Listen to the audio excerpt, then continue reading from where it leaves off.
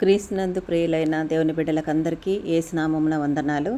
దేవుడు ఈరోజు మనకు అనుగ్రహించు వాక్యము, ఏ అపాయమును రాకుండా యెహోవా నిన్ను కాపాడును, ఆయన నీ ప్రాణమును కాపాడును అని కీర్తనల గ్రంథము 121వ కీర్తన 7వ వచనము ద్వారా మాట్లాడుతున్నారు. ఈ వాక్యములో ఏ అపాయమును రాకుండా యెహోవా నిన్ను కాపాడును. ప్రియ దేవుని సహోదరి సహోదరులారా, ఈరోజు దేవుడు మాట్లాడుతున్నాడు. మనము ఏది ఒక సందర్భం మన దగ్గర సమస్యగా ఉన్నా కూడా ఆ సమస్యలో మనం చాలా విషయాల్లో కృంగిపోతాం, బలహీనపడతాం, భయపడతాం, ఆందోళనకు ఒత్తిళ్లకు గురవుతామండి. కానీ మన దేవుడు అంటున్నాడు, ఏ అపాయమును రాకుండా యెహోవా నిన్ను కాపాడును అని అంటున్నాడు. అంటే యాత్ర కీర్తనలో 121వ కీర్తనలో మాట్లాడుతూ, కొండల తట్టు నా కన్నులెత్తుచున్నాను, నాకు సహాయము ఎక్కడ నుండి వచ్చును అని.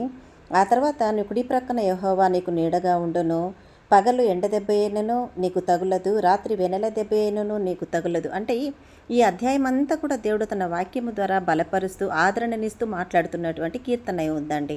మరి ఈ కీర్తన చదివినప్పుడంతా మనకి ఎంతో ధైర్యం వచ్చినట్లు అవుతుంది. కానీ మన వరకు రాగానే, ఒక సమస్య రాగానే మనం కృంగిపోతాం. కానీ దేవుడు తన ఆలోచన ప్రకారం చెప్తున్నమాట, ఏ అపాయమును రాకుండా యెహోవా నిన్ను కాపాడును. ఇదే కదండి మనం నమ్మాల్సింది. మన విశ్వాసం దేవుని యందు నమ్మకం ఉంచడం మాత్రమే కదా. మనం ఆయన యందు నమ్మిక ఉంచి విశ్వాసముతో ఆయన మీద ఆధారపడినప్పుడు ఆయన చేసే కార్యములను కూడా మనం చూడగలం కదండి. అదే కదా మన నమ్మిక. అందుకే దేవుడు అంటున్నాడు, ఏ అపాయమును రాకుండా యెహోవా నిన్ను కాపాడును, ఆయన నీ ప్రాణమును కాపాడును అని అంటున్నాడు. అంటే ఆయన ఏ అపాయములో రాకుండా ఆయన దేవుడు కాపాడుతాడు, మళ్ళీ మనల్ని, మన ప్రాణమును కూడా ఆయన కాపాడే దేవుడై ఉన్నాడు. మరి ఏ విషయంలోనండి మనం కృంగిపోగలం?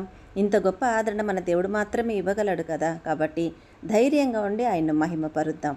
ఆ సర్వోన్నతిని ఘనపరుస్తూ ఆయన ఇచ్చిన ఆశీర్వాదాన్ని అందుకుందాం. ఇటు కృప ఈ వాక్యము ద్వారా దేవుడు మనకందరికీ అనుగ్రహించి ఆ సర్వోన్నతుడు మాత్రమే మహిమ పొందును గాక. ఆమేన్, ఆమేన్.